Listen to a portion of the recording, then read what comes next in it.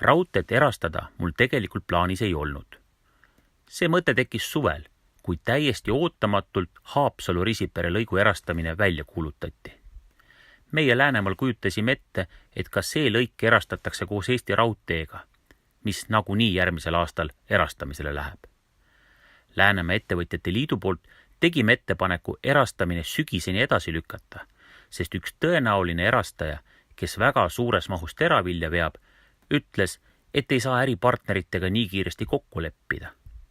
Erastamisagentuur leidis, et ei ole põhjust erastamist edasi lükata. Otsus tuli kiiresti teha. Olin varem uurinud raudtee seisukorda, rääkinud raudteelastega. Rääkides ettevõtjatega selgus, et erastamise huvi keegi ei ilmutagi. Ma ei teadnud kuni parima pakkumise välja kuulutamiseni, et taotlejaid rohkem polnudki. Vahepeal ilmus kusagil ajalehes teade, et osta soovijaid on 2. Siis aga, et ainult 1, osaühing Taavi. Äriplaani esitades küsisime, kas on teisi pakkujaid ka. Meil ei öeldud midagi.